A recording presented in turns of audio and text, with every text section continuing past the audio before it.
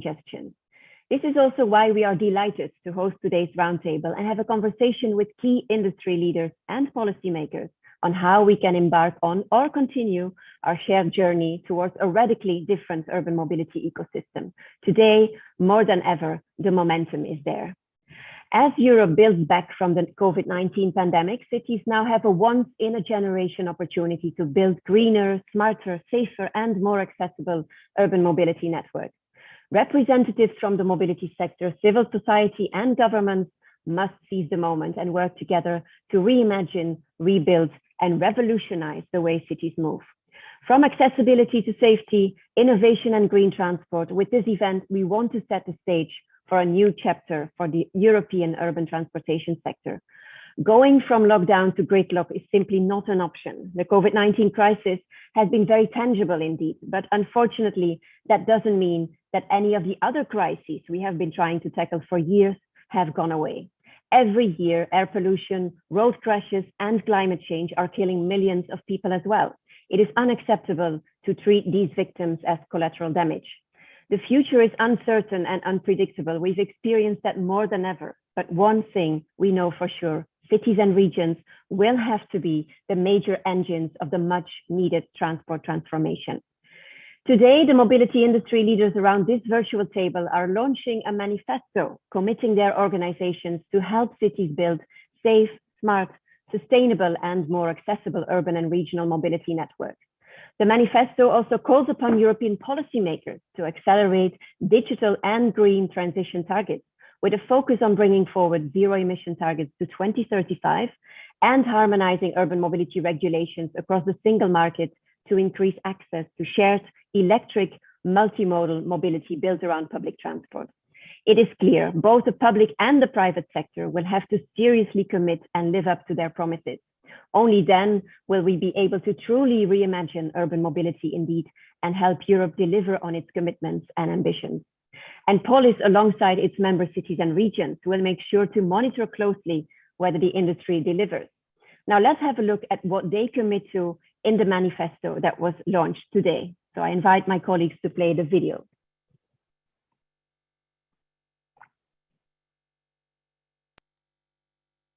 Our planet is at breaking point. Without action, global temperatures could rise by 2 degrees with catastrophic consequences. Rapidly increasing urban populations have led to unsustainable increases in harmful emissions and gridlocked cities. As we recover from a global pandemic, we have a once-in-a-lifetime opportunity to radically change the way we move. But the clock is ticking. We must work together to reimagine, rebuild, and transform the way cities move, using the latest technology to make urban mobility greener, smarter, safer, and more accessible without further delay. As representatives of the mobility sector, we are signing up to 6 commitments we believe hold the key to a sustainable future. We commit to helping cities make access to shared and electric mobility easy and affordable for all. Moving sustainably should be a right, not a privilege. We commit to using our platforms to complement and extend the reach of public transport, ensuring it remains the backbone of urban mobility networks. We commit to net zero emissions from our mobility services by 2035 at the latest. Rapid decarbonisation is the only way to save our planet for the future. We commit to using our technology to support Vision Zero. The status quo of motor vehicle crashes and fatalities is unacceptable, and we need to work together to change that.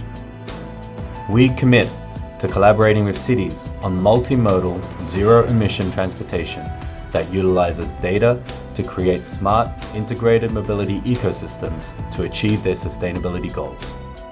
We are committed to actively cooperate with policymakers on the introduction of transformative new modes of transport to address the mobility challenges of today while serving the needs of tomorrow. We all have a responsibility to ensure there is no return to business as usual.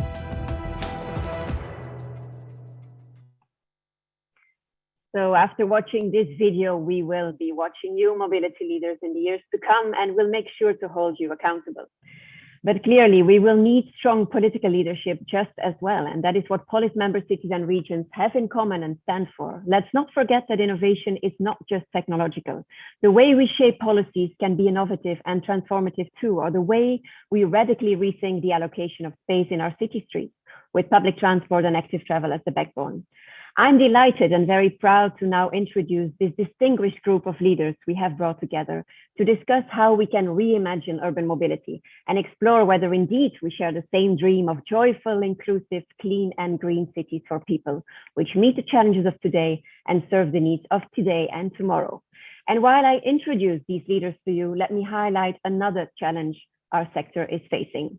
And that is to have more female executives, more women in transport and in top positions. Only then will we be able to develop truly inclusive mobility systems and services that accommodate the needs of all groups in society.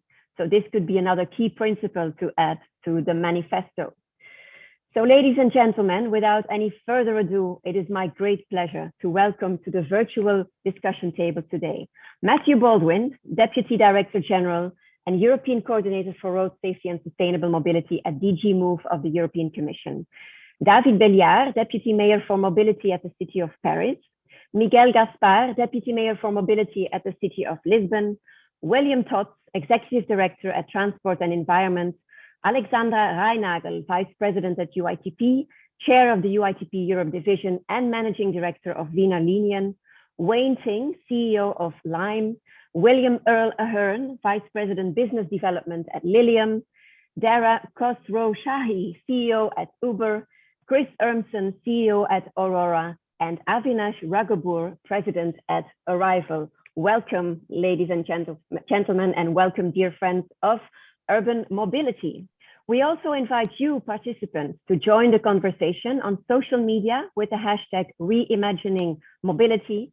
And you can also post comments in the chat and questions in the Q&A box of Zoom if you are interested. And we will pick up those questions if time allows. So without any further ado, friends, let's just dive into the discussion, right into the discussion. And I would like to kickstart the conversation by turning to the European level and to my good friend, Matthew Baldwin. We have been sharing many panels, conversations, conferences, both online over the past year and a half, but also in person before and even 2 weeks ago. So Matthew, great to have you with us. You represent the European Commission and with the Green Deal, the Sustainable and Smart Mobility Strategy, the mission on climate neutral cities and the upcoming urban mobility framework, we really have a European Commission that is putting forward clear ambitions and related targets when it comes to addressing the multiple challenges we face in the transport sector, including urban mobility. So what are your expectations from the European Commission towards both the public policymakers around the table and the private sector, the innovators and the disruptors? Well, thank you very much indeed, Karen, for inviting me. I'm sorry to be your first old pale male of the afternoon, but it's a great event and very well timed. Having been in Brussels this last car-free Sunday, I have to say I'm not sure that we need a lot of reimagining to embark on this different shared journey that you identify, because it seems to be already happening. It was magical for me to see so many people walking and scooting and cycling, riding the trams. I think often going to the same places they go during the week and saying, wow, this is different. This could be so different. And I overheard children saying to their parents, why can't we have car-free day every day? Well, maybe we aren't there yet, but sometimes I think we do have to ask, why not? In any case, I think, as you rightly said in that brilliant video, we have to be on the road to a more sustainable, safer, more equitable urban mobility as well. You've seen, I hope, our new sustainable and smart mobility strategy, which spells out the central problem of mobility and climate change. Transport is fully 1/4 of our emissions. It's the only sector which is growing. When we know we have to reduce greenhouse gas from transport by 90% by 2050 and to cut emissions from all sources by 55% by 2030. We have to make all modes sustainable. We have to offer sustainable alternatives and incentives for their use. We have to reduce our dependence on fossil fuels to deliver on low and zero emission fleets and to build a strong alternative fuels infrastructure. We have to shift to rail. It's European Year of Rail 2021. Somewhere out there, the Connecting Europe Express is chugging its way around the continent. And last but not least, we've got to internalize our external costs in our terrible language. And it's implicit in your video, this huge overhang caused by air pollution, congestion, noise, and road crashes. There can be no sustainability without safety. Now we're rolling this program out. We'll be coming forward later this year with a new urban mobility framework. I thank POLIS and UITP and friends in advance for what I think is going to be a rather clear joint stakeholder position on where you think we should take this. It's clear to me that our current policy, which dates back to 2013, needs a refresh and a reboot, both, I think, for the overall strength of our transport networks, the famous 10T, where cities form the vital urban nodes, the first and the last mile for both passengers and goods, but also for this new, smart, safe, equitable, transforming, sustainable mobility that we're looking to build. So watch this space. I hope the folks out there have participated in our consultation process, because it's your sustainable urban mobility future that we're talking about. And Karen, finally, to get to your question, what are my expectations from the city and corporate leaders around this virtual table? In 2 words, sky high. Cities, you are so well placed to be the first movers and shakers, if I can put it that way. So great to hear about the manifesto. High population density in your cities means shorter journeys to workplaces, hospitals, shops, and schools. The 15 or even city-minute city is coming into view. You're experiencing the business case for real investments in public transport networks, in active mobility infrastructure.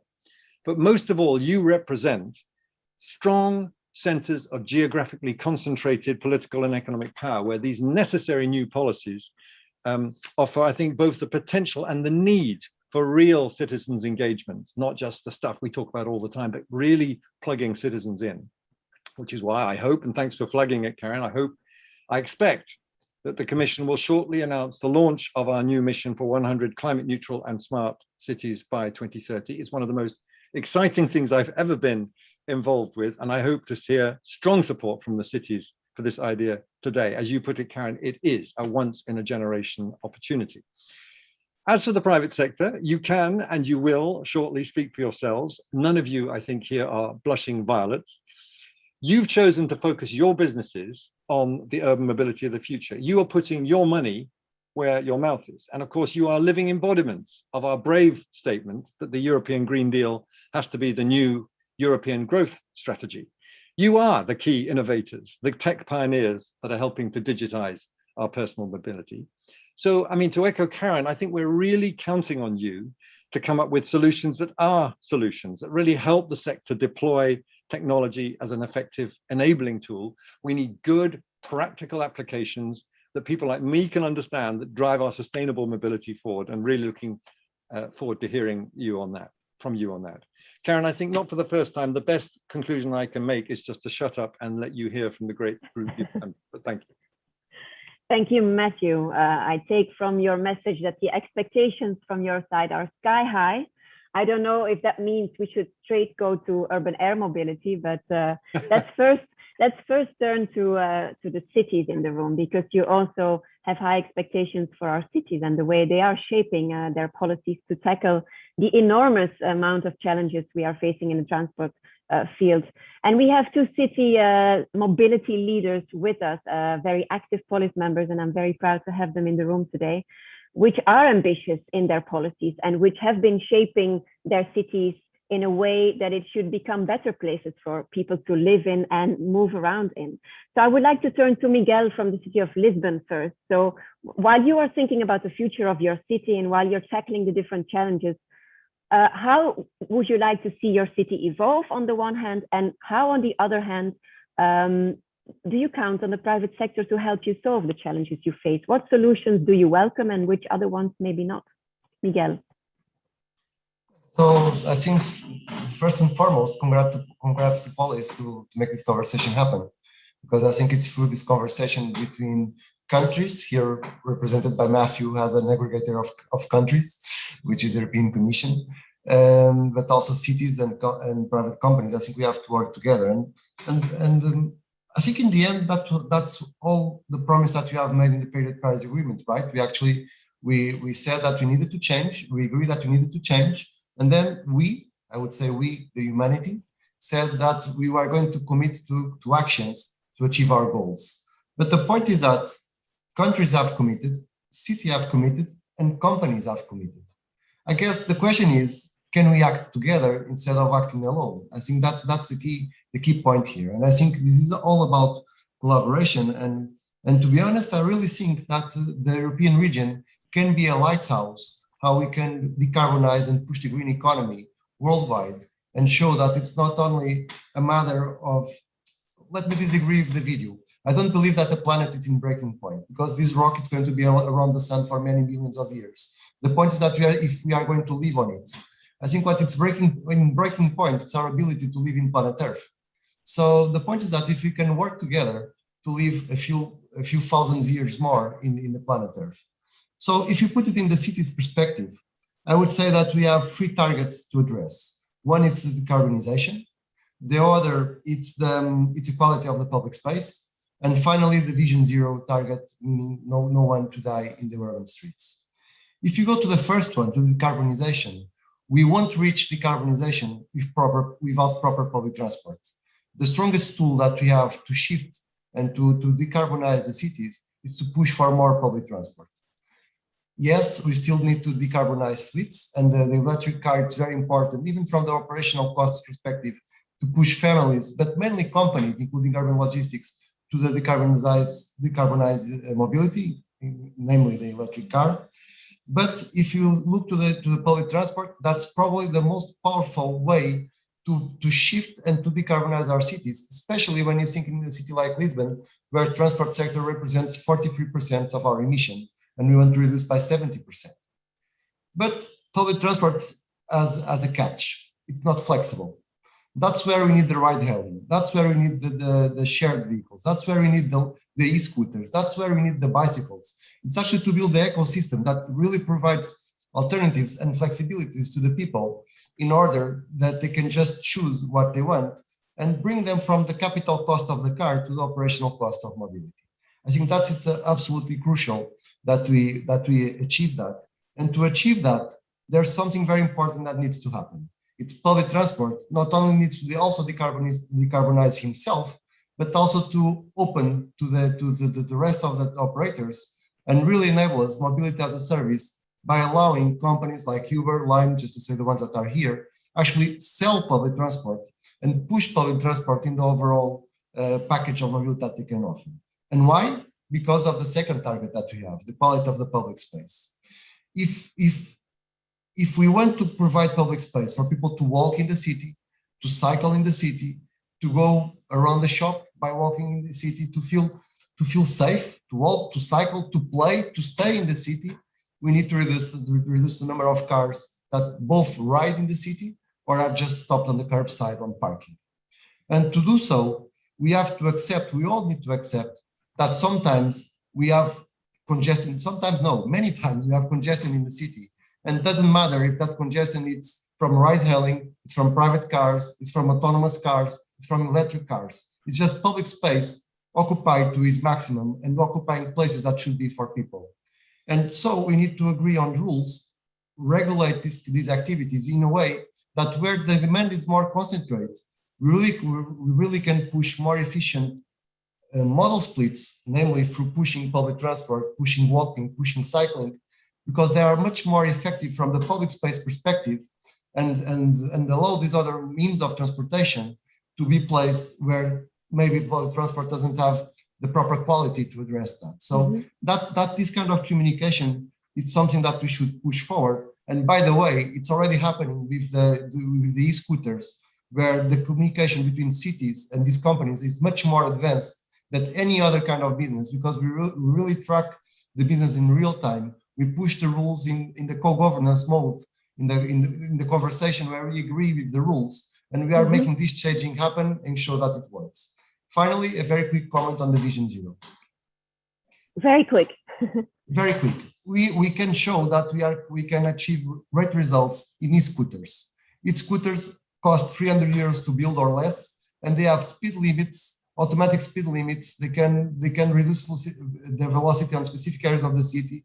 They have parking and no parking rules. So if we can make all these in these scooters, why don't we do it in professional service, in urban logistics, in passenger travels, where we can push the way that we control the vehicles in order to ensure that its behavior in the city, it's safer. It complies with speed limits, for instance, and we really reduce the speed of the cars in the city. Why don't we put it in new cars that just came out of the stand that can actually push these limits forward?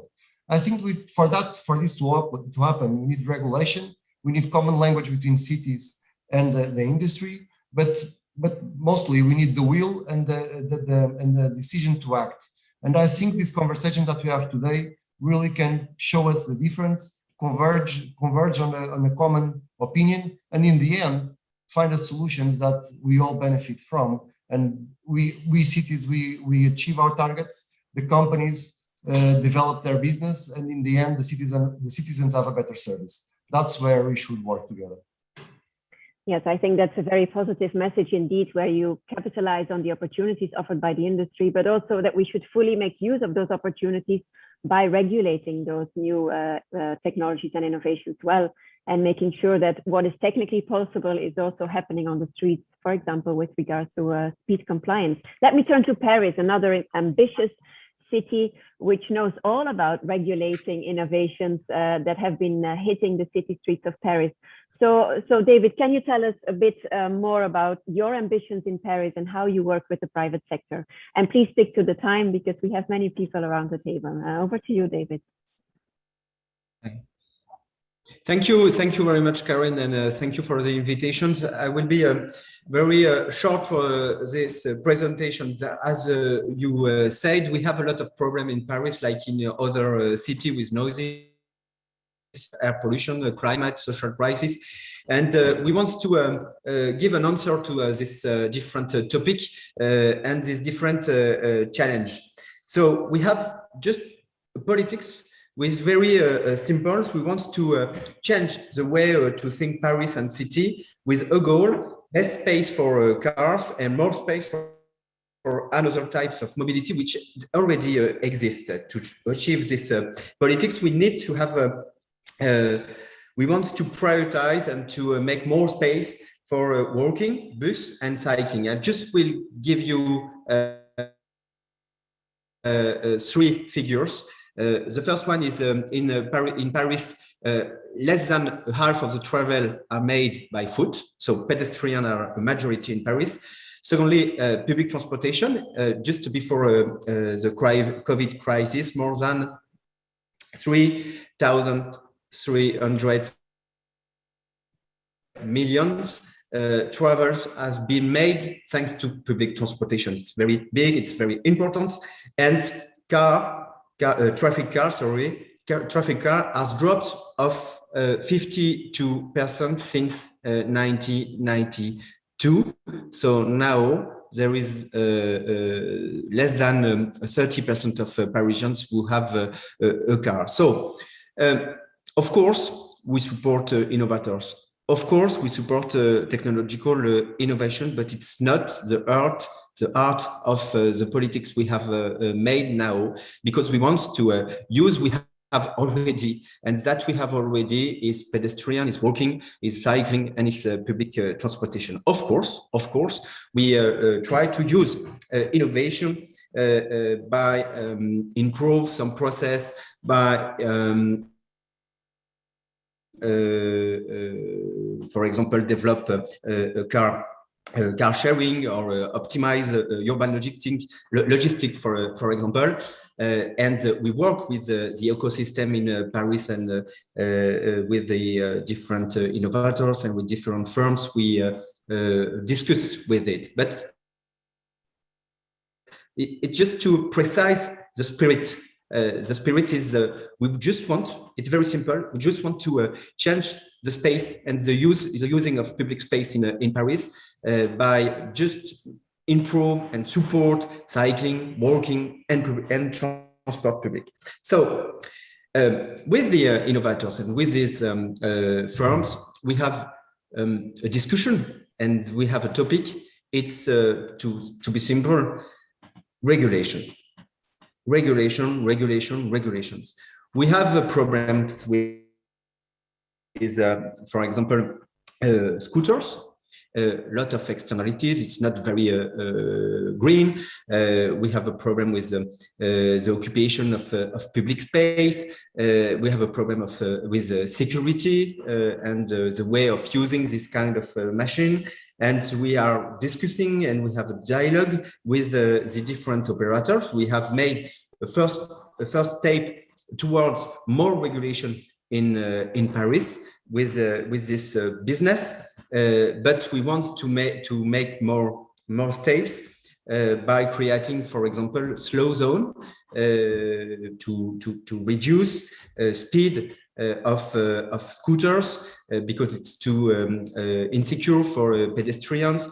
So we are trying to regulate this business and this kind of mobility. It's important. I don't say that. I don't say that there is no needs, and we can see that a lot of tourists and a lot of Parisians use this kind of mobilities. But for the public states, for the city, for the communities, it's very important to have a frame to regulate. And second example, and it will be the end. Second thing, it's to, for example, home mail delivery has exploded because the crisis, the COVID crisis, and the Uberization of the economy are creating extra power workers, and they are putting themselves in great danger to assure their wages, putting themselves in great danger and putting the others in great danger. So we have to regulate this business as well. And for the moment, it's not possible with the tools we have in Paris, but we need to have a big discussion in European level to regulate this innovation. It's okay, it's big innovation, but the social impact, the environmental impact, the impact with of the security in town like Paris are very, very, very important, and we can't support that anymore. Thank you, David, for your frank and at the same time, I would say, constructive overview of what you are doing in Paris, and your strong belief also in the regulation of innovation, but also in keeping the management of urban space and the modal shift away from the private car at the heart of your local policies. And this is what I take also from both interventions, from Lisbon and from Paris.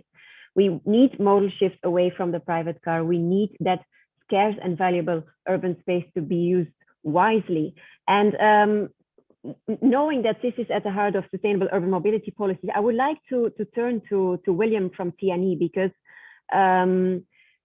we put this modal shift as a priority. The cars that do remain on our streets, and there will always be some, we want those to be shared and definitely to be clean. Do you think there is a conflict between this ambition to have fewer cars on our roads on the one hand and electrification? We don't want to move towards clean congestion, as was mentioned by Miguel. How are you looking at this, and how far are we actually on the path to electrification? Because it hasn't been going as fast as we had all expected or hoped for. So much, Karen. Thank you so much for inviting me. I'm really honored to be here, and thank you to all the corporations for creating the manifesto. I think it's very inspiring. My main message for today, Karen, and everyone, is that we need to go a lot faster than we have in the past. I am an optimist.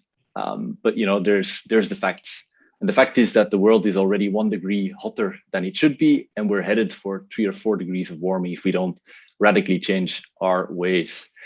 And I have a child. I have a 2-year-old child. I don't know whether other people here have children, but I don't want my kids to grow up in a 3 or 4 degree world.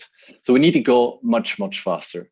To answer to your question, Karen, we can go much faster. In the last years, there has been a revolution in technology, and I'm thinking in particular in electrification technology, and that allows us to go much faster. If you look at what the Mayor of London has announced earlier this week, from now on, London is only going to purchase zero emission buses. That's the kind of leadership we need.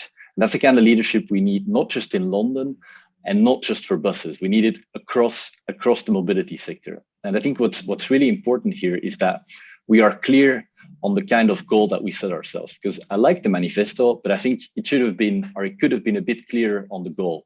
We don't need net zero emission mobility. We need zero emissions mobility, and we need it right now. So whether it's scooters, whether it's vans, whether it's cars, whether it's buses, we have really good solutions right now.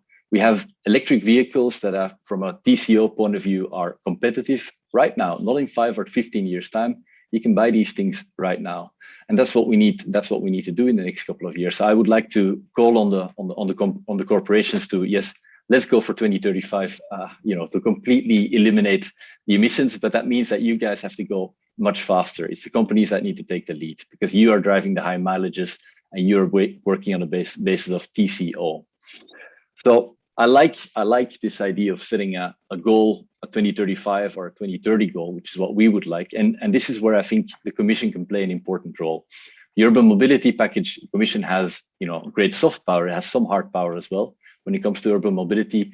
What I would really like to see, Matthew, is the Commission making the zero emissions goal the very heart of your strategy, and to encourage and essentially also, force wherever you can cities to go to adopt those zero emission goals. Because I see you say it's a bit difficult, but you could, for example, condition EU funding to that type of goal. I think that there are things you can do. So I think we need to be much bolder. We need to move much faster, because, well, it is a formidable challenge that we face as humanity. And I think cities can play a really big role in achieving that goal.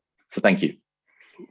Thank you, William. And you say that actually the products are there, and you're also calling upon the industry to deliver. So let me turn to the industry, because with Arrival, we have an OEM in the room, but not your average OEM. You are actually making battery electric vehicles your core business. So that makes you quite different from the traditional OEMs, let's say, who need to go through that transition. So to what extent do you think that OEMs need to start thinking more as mobility providers rather than as car manufacturers, and maybe follow your lead in that respect, because you are also creating solutions for different types of mobility providers that are deploying their vehicles and services on our city streets. So how important is it for them to rethink their position, but also to set bold phase out targets when it comes to the traditional ICE, so the internal combustion engines? Avinash, could you? Sure, Karen, thanks. Yeah, I think it's really important to set aggressive targets and embody those in the decisions you make every day leading the company. I mean, that's crucial for us to make the change that the world and communities need. And reality is we won't get there without investment from our side as well. And make no mistake, as William said, we do need to get there. So we have to focus, prioritize, and mobilize accordingly. But as you mentioned, as a new company focused solely on zero emission electric vehicles, we were able to let go of the legacy of the ICE engine behind. And so we've created from the ground up a radical new method, not just the EV itself, but actually how you build those EVs. And it was important for us to create affordable, best-in-class, multimodal electric solutions. So what I mean by that is, for us to rapidly adopt to electrification, we need vehicles that are a similar price point to their fossil fuel and diesel equivalents. It's, of course, very important for the operators, because the business has to make sense too. So we've focused on that since day one. And as I mentioned, we build those in local, low footprint microfactories that are placed in the area of demand, again, reducing on the environmental cost of shipping vehicles around. So that's all basically been designed for a cleaner, circular, more equitable future. And in our case, it actually includes buses, vans, cars, and at some point, any form factor. So we think that's good for business people and the planet. And if we focus in on ride hailing, we know it plays a key role in creating accessible multimodal transportation systems, reducing the number of vehicles in cities, as mentioned earlier, but also the emissions deliver an oversized impact when you think about the time on road, the time in traffic. Moving to zero emission vehicles is crucial, and alongside making sure that we have the right safety systems along with that. And so for us, when we think about it's not just the arrival car that we're partnered with Uber on, but it's also the bus and the van we have a partnership with UPS with, really thinking about how you do that multimodal with the city to meet the sustainability goals. And so, I firmly believe in an integrated transportation system that includes the data and how all the vehicles are used. But if you think about when you go from city to city and you see how you essentially have the same vehicles in every city, no matter how people and goods move, we're challenging that, because why, when you go to, Paris, or you go to New York, or you go to, London or Mumbai or somewhere out in the middle of, forest somewhere, you have the same vehicles? It's because actually legacy is driven that by the way that OEMs have had to produce hundreds of thousands of vehicles to basically make the manufacturing system profitable. So we've flipped that on its head, and we're able to produce custom vehicles, to your point, Karen. So we can work with cities like we're doing with Charlotte, for example, to say, what are the mobility solutions that you need in your city? And then we have the micro factory there placed locally to build it. Mm-hmm. So thinking about, its environmental impact end to end as well, how you produce the vehicle, how you reuse the vehicle, how you recycle the vehicle. These are all really crucial, I think, for us to get there. And so, we think that commercial vehicle attributes make for a better ride-hailing car than the current consumer vehicles. Durability, comfort levels, user experience, they all lend themselves to the ride-hailing sector. And I'm sure Chris will mention then also those vehicles going autonomous. We think that, that's in close collaboration with Uber, but we think that working together like that alongside the city means you end up with a solution that when you deploy has a smooth rollout, it works with everything else going along. And of course, that's where we need to head to. But this whole mobility system basically needs to be connected. And so one of the things we're also doing is we've partnered with Microsoft to create a open data platform. So the vehicles essentially are all devices on wheels. So arrival vehicles send all this data to the cloud.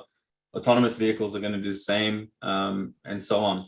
And that data, when it goes there, has to be shareable, has to be usable. It has to have both the commercial and the privacy side really well thought out. And that's part of the collaboration we're doing on an open data platform to include OEM suppliers, cities, freight logistics companies. So with data comes better informed decisions about what the mobility solution needs to look like. And it also allows us to better measure our impact and adjust accordingly, so we can drive, to the principles of this manifesto. Mm-hmm.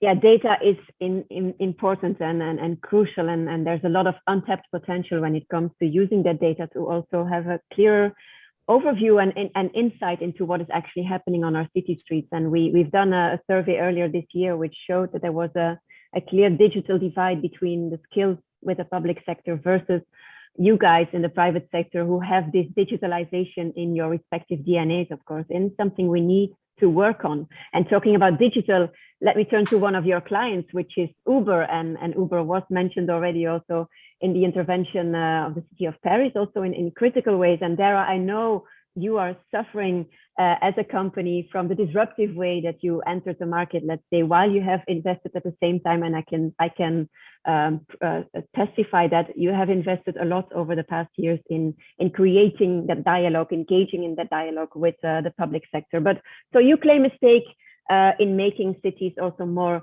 sustainable and livable, but you have this perception against you. So where do you see your role in the sustainable urban mobility ecosystem of tomorrow? And are you really bringing in your share of that story? Well, I think we certainly are investing and we intend to do so. And I think part of it is exactly the kind of dialogue that we're having, public and private partnership and dialogue as to what the right direction forward is. We've been in Europe now for over a decade. I'm sorry, my lights went up here. Perfect timing.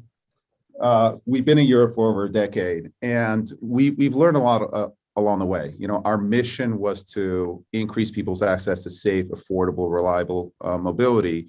But what we're clearly seeing is that we have to work with cities to solve the problems that they're grappling with: congestion, pollution, accessibility.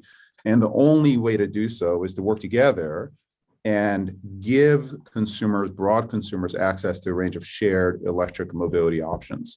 And the only way that we can do it is to work together with public transit agencies and other mobility providers. We work with Wayne at Lime, we work with Avinash on Arrival, we work with Chris on Aurora to build essentially safe, smart, accessible, and zero emissions mobility ecosystem, where ultimately our goal is to replace private car ownership with universal access to shared electric multimodal transport, all the push of a button.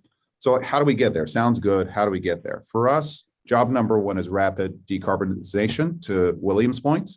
And we are the first ride-hailing platform that's committed to operating zero emissions in Europe by 2030. It's a big step, and along the way, we're starting with 7 European capitals, where by the end of 2025, we're going to be 50% electric ride platform on the way. Economics today are not yet there for drivers who use a platform to make that switch. So I think both public and private companies have to lean in to make the economics work. So for example, we are investing 800 million in resources to help drivers make the switch to EVs. In London and Paris, for example, we have a clean air funds that have raised 170 million, again, to help drivers make the switch to EVs now. And then we want to get the consumer involved as well. So we've introduced Uber Green now to over 50 cities in Europe.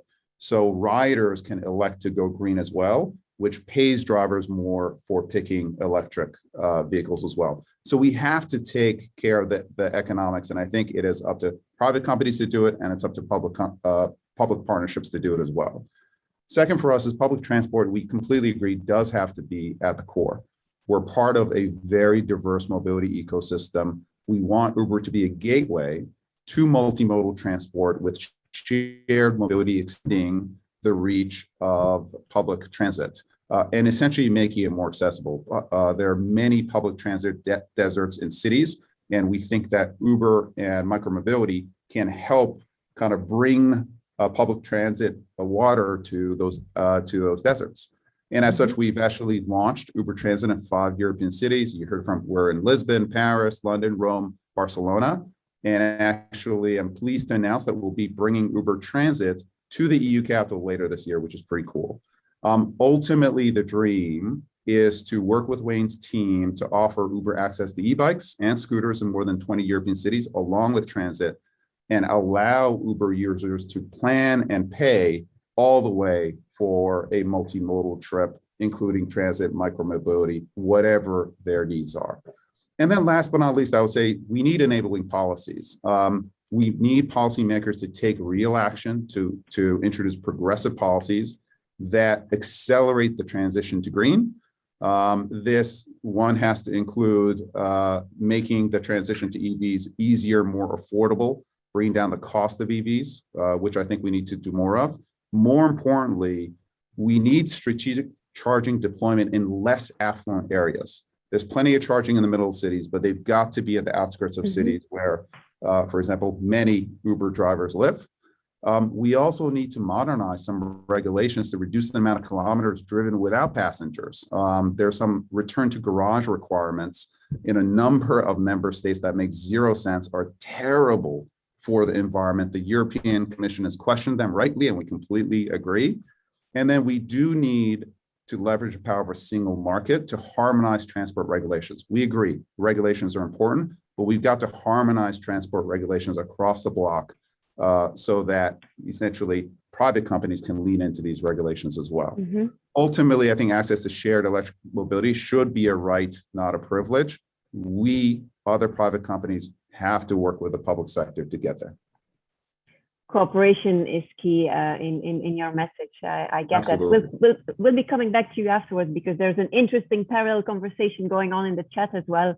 Also putting inclusion at the heart of the discussion and the potential role that Uber could play in that respect. And I take your announcement that Uber Transit is coming to our hometown, the POLIS hometown, the city of Brussels. So we're curious to see how that will develop, knowing that public transport is way stronger in Europe than it is in the US. So it's also a different context, but you have deployed already in other European cities. So curious to see that further develop.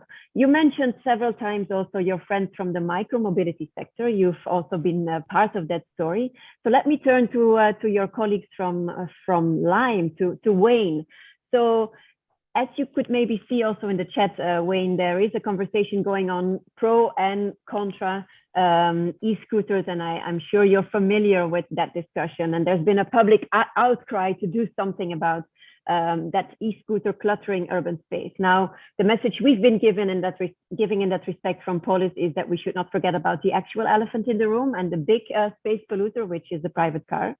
But at the same time, we should also not ignore the negative externalities that micromobility does cause, and that also our deputy mayor from Paris has been referring to.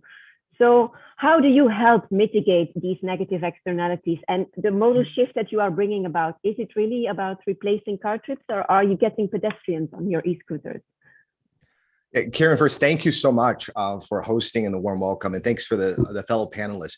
We are absolutely moving folks away from cars. In fact, I think for those of you who don't know Lime, we're the world's leading micromobility provider. So think about e-bikes, e-scooters, e-mopeds, just lightweight electric vehicles. And our core mission is to decarbonize transportation. I hear that from a lot of folks. We talked about electrifying, we talked about shared, but we also need to talk about weight. Because I think a quarter of carbon pollution comes from transportation. The bulk of that is personal car ownership. And the reason why personal car ownership consumes so much energy is because it's heavy. We use 2,000 kilo cars to move 80 kilo humans. All the energy consumption is in the car. If we want to fundamentally reduce the energy consumption of cars, we have to think about lightweight transportation alternatives. And this is also where Lime comes in. We're building a platform. Every mode on Lime is green, it's electric, and it's light. The average trip on Lime produces less than 10% of the carbon footprint of an equivalent car trip. This is super, super important. And then I think, to the points that others have made, the other thing that is really, we see that we love about micromobility is that public transit has to be at the core of any good transportation. One of the most popular spots in almost every city where we operate as an end, beginning and end, is public transit, because people use us as a first mile, last mile complement, and they funnel into public transportation. And the last piece that I think is, I think sometimes people think of us as a scooter company, but we really think the future has to be multimodal.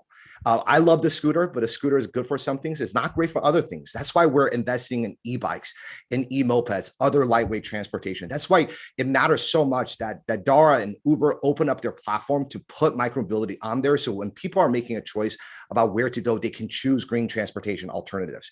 But I think to the heart of your question, Karen, we don't have a right to talk about decarbonized transportation if we do not address some of the negative externalities that you're talking about and the deputy mayors have talked about. And I think in the most important things are parking and safety. I think both, deputy mayors have talked about, we believe in regulation. We work with cities to ensure that we're doing better, because if we don't park our scooters and e-bikes correctly, we're not going to be safe for pedestrians, for elderly. This is why we invested millions of dollars into parking solutions, geofencing where we can go, creating designated parking spots to ensure that we are out of the way. I think both Paris and Lisbon actually are fantastic examples. In Paris, in particular, we worked with the city to create 2,500 parking spots. These are all former car parking spots that in the course of a day may have 1 or 2 cars. Now they have 8, 10 e-bikes and scooters. Each one of these e-bike scooters takes 8, 10 trips on top of that. That is significantly less space taken. That is significantly less carbon footprint. That is so many more people that you move. The other major thing, I think, when people think about externality is safety. And as a transportation company, if we're not safe, we have not done our job. It's our most important goal. And when we think about safety, one is investing in the best hardware. We put in millions of dollars to put the best in class hardware. 2 is rider education, where to ride, how to ride. We do that in person and an app. And the third, and perhaps most important, is infrastructure. We advocate and work with cities to bring about bike lanes, protected bike lanes. We know nothing is more important for safety than ensuring there's access to protected bike lanes. And I certainly think, Lisbon and Paris have done an incredible job building out that infrastructure. And the last thing I'll say is, of course, we can't do this alone, right? All the city official, public transit officials all the industry actors here are so important to collectively resolve and decarbonize transportation. This is why this conversation is so important, and we're so excited to sign on to this pledge. Thank you, Wayne. You mentioned safety several times as a key issue, and also Miguel referred to it when he was talking about Vision Zero from the side of Lisbon. And let me therefore turn to another innovation which we actually don't see on our city streets yet, but which also is having safety at the core, at least in the message they are bringing to the sector, and that's the self-driving car, because it comes with big promises. There tends to be an optimism bias as well surrounding the self-driving car in terms of making our cities safer and more livable. But the question is whether this is really the case. And I'm turning now to Chris from Aurora. So can an automated vehicle really interpret the inherently complex environments that our cities are bringing together? You know, a self-driving car on the highways, fair enough, but in our city streets, interacting with pedestrians, with cyclists, with very a wide range of very well, unwritten rules actually, and interactions which are human. How can a self-driving car operate in that environment? And how can we also avoid a city full of pods instead of a city full of people? Chris, convince us. I'll see what I can do. Thank you for having me here. I appreciate being part of this this discussion. Yeah, I've been working in the space for 18 years, and the motivation behind that really is one of finding ways to introduce safer, better transportation throughout the ecosystem. When we look at the opportunities for the cities to provide a technology that isn't distracted, that isn't tired, that is actually able to share its attention, I think this is actually something that it's almost shocking to me that we have people that are able to drive in cities. Over the years, I've worked on different vehicles that have operated in all kinds of environments. And the ability for the system to use its 360-degree perception of the environment to model and understand that, and thus be able to react to things that even people don't perceive, I think is quite magical. The other is that it's actually very difficult to get people to pay for safety. Right? Most people believe that they are better than average drivers. Most people don't experience a truly tragic event directly in their life, or when they do, they attribute it to someone else's bad behavior. And so the ability to assess risk, I think, is really, really poor. And so we're able to actually provide a technology that improves safety while delivering direct value to users, whether it's the experience of not having to worry about driving or not having to search for parking, the ability to discretize mass transit and allow that to better serve customers, particularly as you get out of the city cores where the density makes it very difficult or the lack of density makes it very difficult to have truly effective mass transit.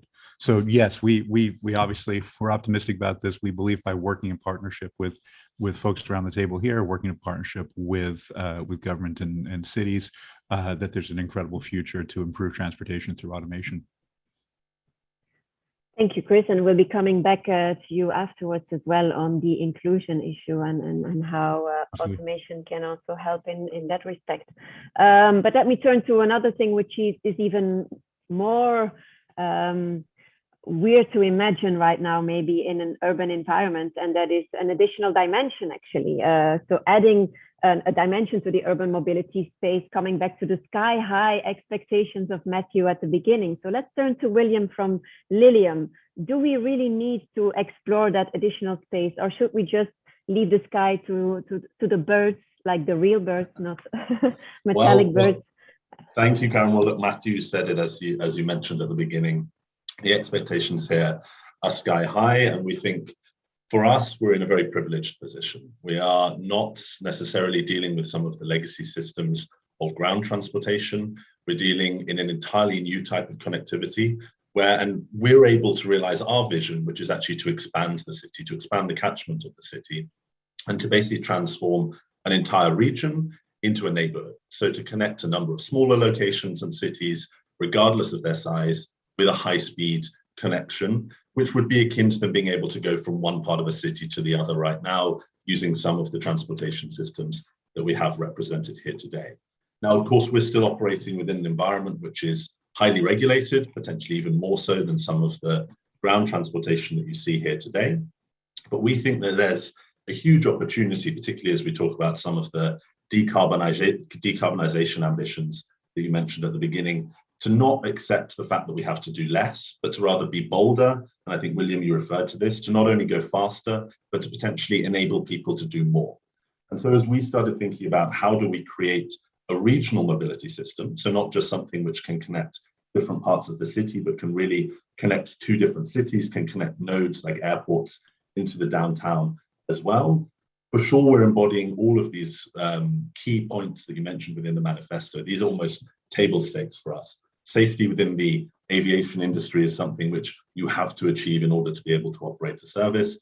It, of course, has to be sustainable. We don't believe that you can possibly introduce another service here for short-haul aviation that is highly polluting. We're already seeing a shift away from that towards rail and other types of solutions. But what we also believe is that it has to be fully accessible, so it has to be increasingly affordable over time, and it has to provide a real value to people as well. So when we think about cities, they're key endpoints for us. You will always have at least one endpoint for a journey that you take on a Lilium aircraft being within a city. You may go from an airport, you may go from another city, you might go from a regional, rural location potentially as well. But typically, you're always traveling into a city. Right now, to do that, you're funneled through fairly large gateways, which encourage inefficiency as well. What you can do with a solution like this is to create a network of different gateways into a city, which are cross-connected to all of those across an entire region, massively increasing the availability of a high-speed transportation system to people who otherwise wouldn't have that option. If you think of high-speed rail or road right now, it's naturally in two dimensions. You go back and forth, and it involves very high infrastructure investment, both on the environmental sense, but also on the economic as well. So what we believe is the core value proposition for a service like Lilium and other eVTOL and electrification of sort of aviation services, which are beginning to emerge now.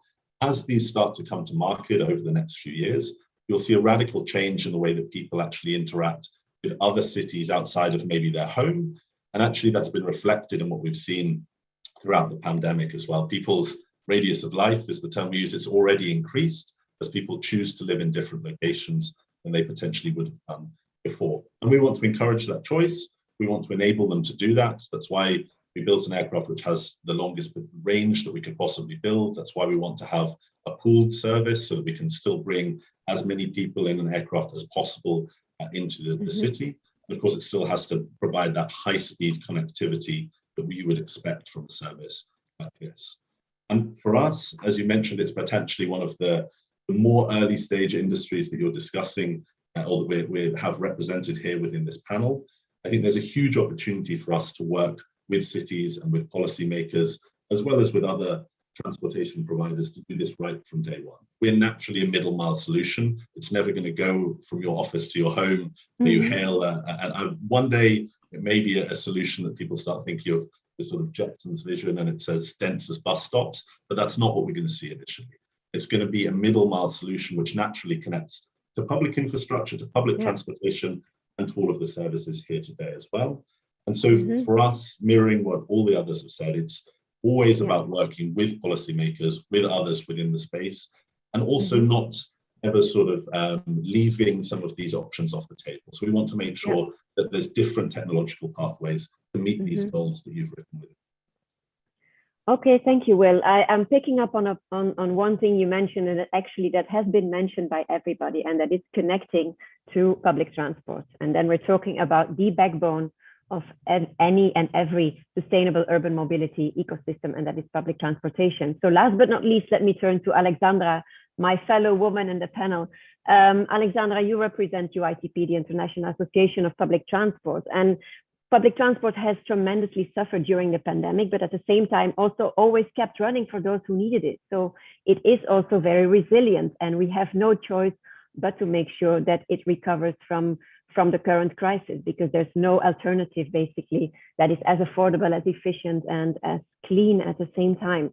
But when you listen to all these different solutions with big promises being presented here around the table, which ones do you see as enablers for public transportation to help you support your goals, and which ones maybe could be a threat to what public transportation is and should be in our cities? Can you reflect on that?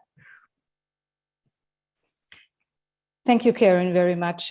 Just a few words in the beginning. I'm very delighted to join this inspiring roundtable, really. And I think public transport wasn't mentioned because it's so clear for everybody that it is the backbone. Within the mobility industry, diversity and equality is key. And when I think of Inalinian and UITP, our passengers are as diverse as our employees and partners and interest groups. And this is why I'm very proud to share with you a maybe different point of view, and female competencies can be brought up. I qualify the manifesto as a so-called hand reached out to strengthen the collaboration between the private and the public sector. And this is very appreciated by the public transport sector, as the beneficiary will be our planet, will be the climate, and at least the following generations. The contribution of both sides, the public and the private sector, to smarter cities is to use public spaces smart, to move them into even greater places to live, to work, and to visit. UITB is a big believer and proponent of the avoid, shift, improve, and pay principle. So our strategy to face the challenges ahead must be avoid unnecessary trips where trips must be made, shift them to more environmentally friendly modes like walking, cycling, PT, and considering social inclusion. And where this is not possible, improve the existing sustainable modes like electrification, hybrid cars, for instance. And if all these fails, the polluter must pay to offset the negative emissions. And if we look at the manifesto through the lens of these principles, it was written for and by the industry, I suppose. So it's normal that the issue of avoid should not come up, but it's a crucial aspect for sustainable mobility. On shift, the manifesto pledges to make public transport the heart of all mobility systems. So this is what I said, it's clear for everybody, yeah, in cities especially. So it's crucial and a huge step in the right direction, I must really confess.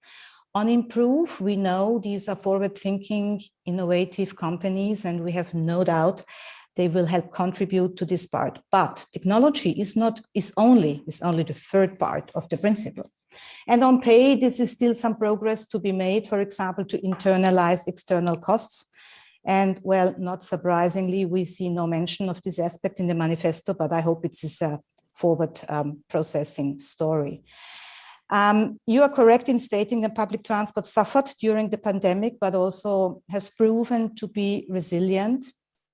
Public transport played a crucial role during the crisis, but now we need to regain the trust of passengers and not only get back to, but surpass our pre-pandemic ridership levels and highlight our contribution to climate change and I would say to better cities. We must create cities where public spaces are shared by all forms of mobility.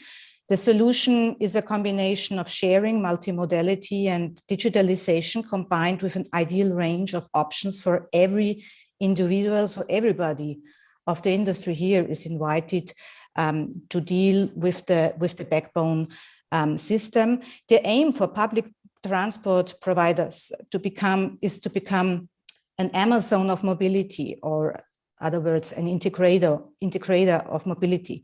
The heart is the public transport services, in other words, buses, trams, underground lines.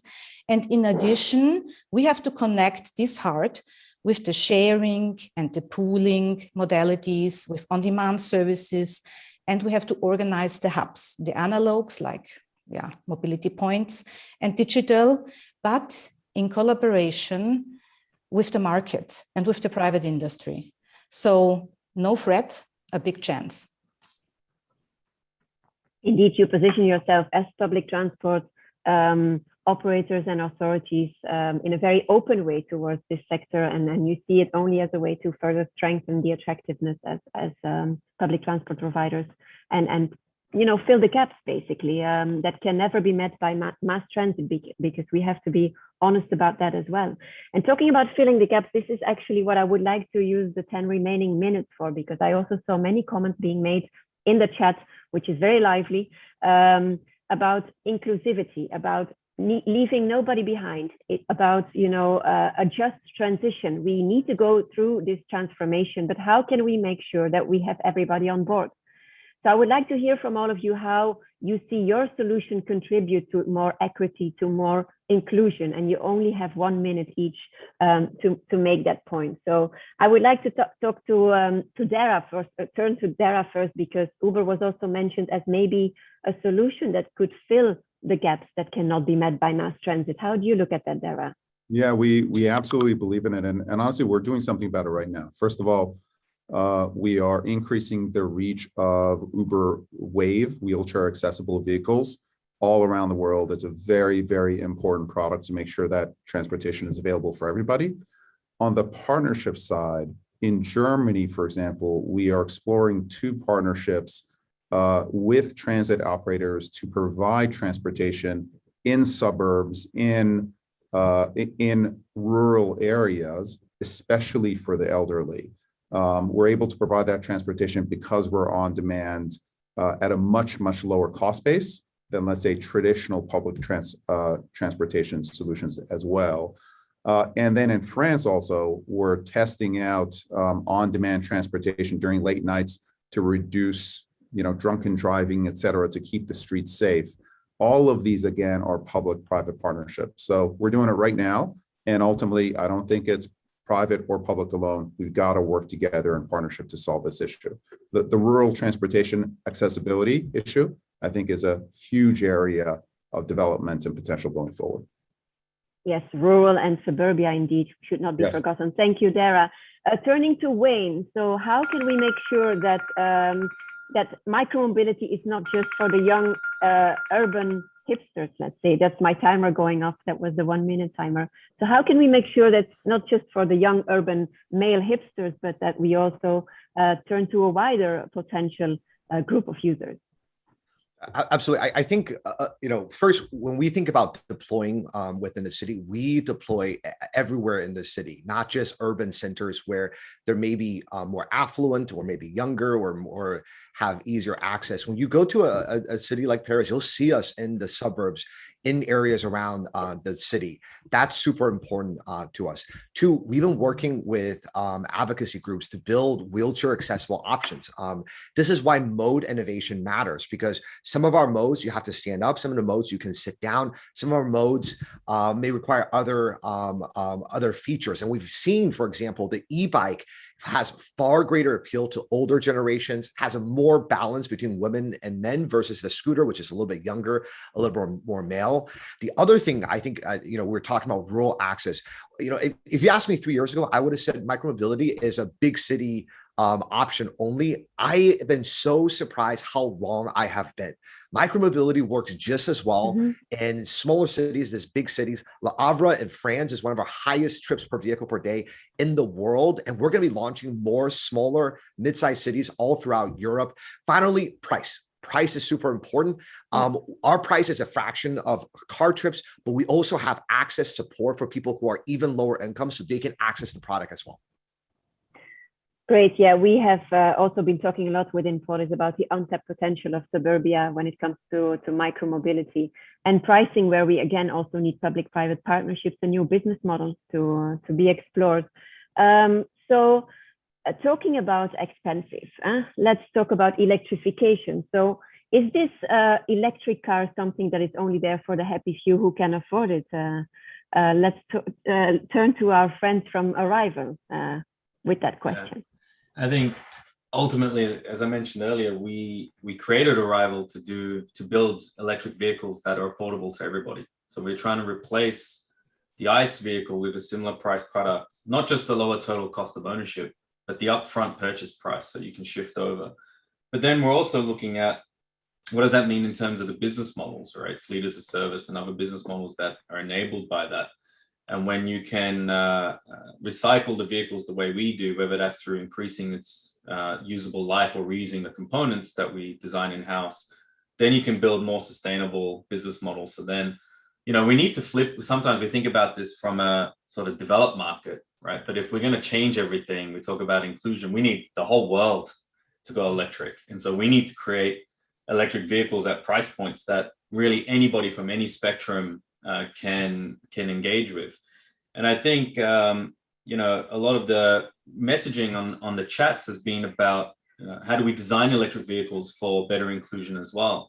I mean, that's something we consider every day in our design process, inviting different people, different communities into our design process and designing the vehicles around this different usability needs, really thinking about that upfront so that, when we work, for example, with Uber, it's not just the drivers we're talking to the passengers and different community types as well. So designing that into the vehicle is crucial. Otherwise, all we're going to do is keep repeating the same mistakes, and then we have a part of the community that just cannot interact with our vehicles. So we're thinking about that upfront in the design process. William, can you confirm that we will see more affordable vehicles come to the market very soon? Well, we will see that indeed. What's happening in the vehicle industry is similar to what happened 100 years ago with Henry Ford. For the first time, we're producing those electric vehicles at scale, and scale cuts costs in industry. And so by 2026, electric vehicles are going to be at the same price point as normal ICE vehicles, and that's when they become affordable for everybody.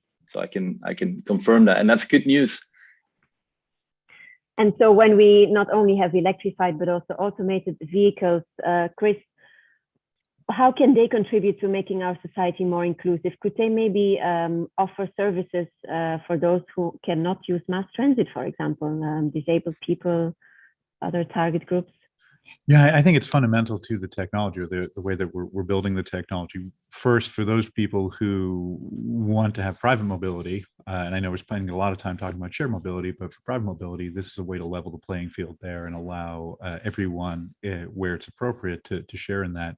And then when we look at mass transit, being able to deliver a more individualized experience where vehicles can come closer to the location where the passenger is, so that it's easier for them to be accessed. But this is something that won't be viable with human-driven vehicles. We just really can't afford it. Whereas if we can automate the driving of those vehicles, we can distribute those mass vehicles into smaller pods, as somebody described them. Perhaps they're arrival vehicles that can go and serve customers more locally and make that access much easier for folks with challenges. And what about urban air mobility then, Will? Is this only for the happy few who can afford it, or do you see that in one way or another as being an inclusive mode as well in the future? Look, it has to be. If we're just replacing helicopter traffic, everybody who's working in this space has failed. This may be the first markets that some target. Lilium has a vision which goes far beyond that, and always has. And for us, it's three things. It's the design of the vehicle, design of the aircraft from ground up. You can design it to be accessible, to make it smart in terms of the space that you have. That's particularly true of the size of vehicle that we have.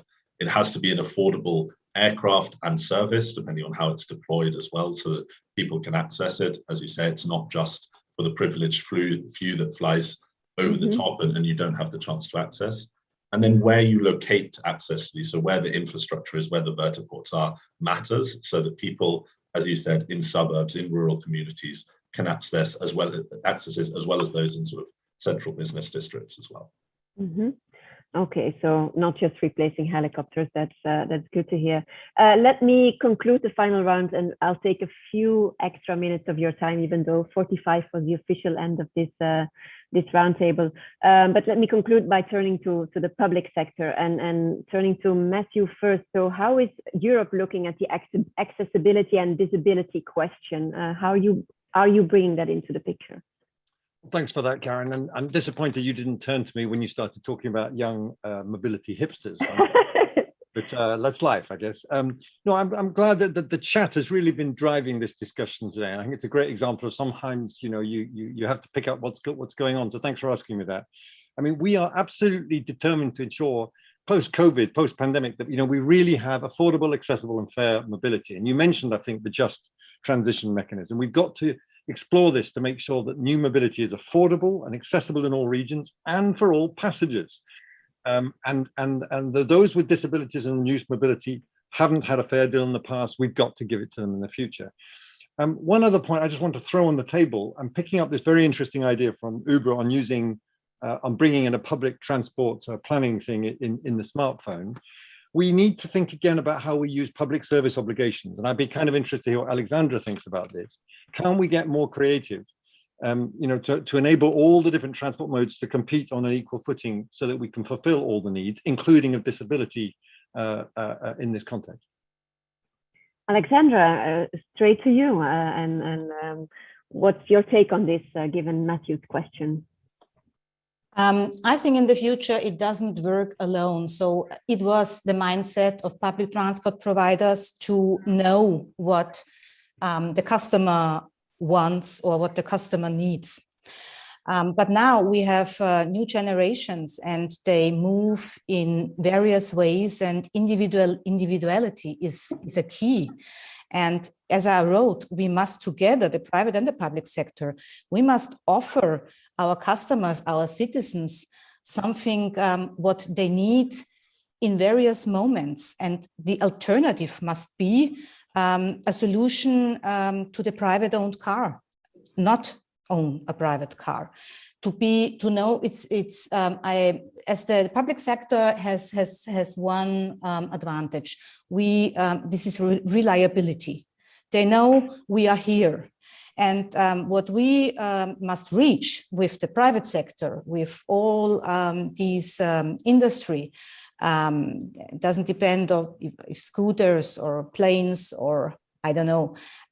We all must be together a good answer, a reliable answer to transport modes of our citizens and of the customers. And I think this is the real challenge we have to face.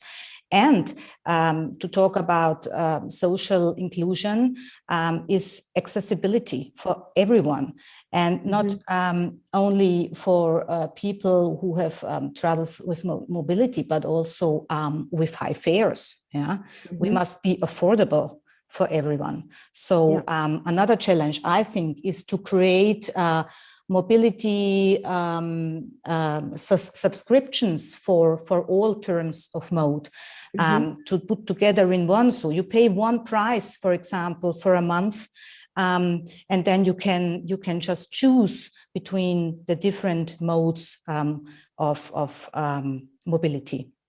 Yeah. Affordable, very important, as you say, but also reliable. And this is really key also in convincing our citizens to use alternatives and rethink their own travel behavior. Let me conclude by turning to my beloved member cities, Lisbon and Paris, who will get the final words in this roundtable. So 1 minute each to share your thoughts on the inclusive, sustainable city of the future. David, first to you. Thank you for this debate. It was very interesting. So just to conclude, I can say, okay, with these new mobilities and these technological innovations, we have to maintain maybe 3 words. First word is regulation. Excuse me for my obsession, but it's very important to reaffirm that, especially for a city like Paris. The second one is like Alexandra, social inclusion for people who wants to use this kind of mobilities, because they can answer some needs, and also social inclusion for workers who work in this sector, and the social condition of this worker are very, very, very important for us. And this last word, maybe it's affordability for people who have some problems to access with mobility, and for disabled people, and I think that this kind of mobilities can make an answer in complementary to the other public transportation and the other way of mobilities in a city like Paris. And I think that it's a good way to explore for these people. Thank you very much. Thank you, David. Over to you, Miguel. Your final words. Well, inclusion is actually a very tricky thing because we usually think inclusion on the elderly, but inclusion can be as something as such a basic thing as every passenger feeling safe in the public transport system, for instance. So there is several dimensions of inclusion. What I believe is that you'll never get market-based, market-driven inclusion if you want to. Because the market, by definition, it's not made to be inclusive. It's made to be, well, in the end, profitable, and that's okay. So that's where I think you need strong transport authorities, let's say cities, that are competent and see what is the different speeds that is going to open in the city. Do we have innovation? Fantastic. Do we have the state-of-the-art products in the world? Fantastic. But is it reaching all parts of the population? And are we leveraging all the potential that they have? Well, if the answer is no, and for instance, an activity just ride hailing, it's completely out of the public service obligations today, then probably we are not doing our job right. What I mean is that we as a cities, we need to look to the entire set of tools that we have and bring them inside the system in a way that they can attend the needs of the population. Can these new forms of mobilities attend to the mobility service of the elderly? How can we pay for it? Can we resolve the topic of school transport? Let's make it work. So again, we need people to understand the role. And I'm very strong convinced that there is a huge role for cities to develop mobility, but we need to be open for the market so that the players trust us and come to the city and keep the conversation going. But also we have to be very straightforward in our position and make a regulated market that in the end is not a closed market. So a lot of work to do, keep the conversation going and use the best resources that we have to push the best solutions. Thank you, Miguel. Keep the conversation going. That is what we take from this conversation indeed, and that's what we will continue to do. The public sector talking to the private sector in an open way, in a frank way, in a constructive way, in a way that we make sure that we have cities where we leave no one behind and we provide services that really include everybody. Thank you so much to all the panelists for their interventions. Thank you so much to the public for this incredibly active chat and for your engagement through the chat and the Q&A. We never have enough time for these conversations. I'm aware of that, but we will definitely continue to talk to each other. Thanks a lot and have a great evening, afternoon.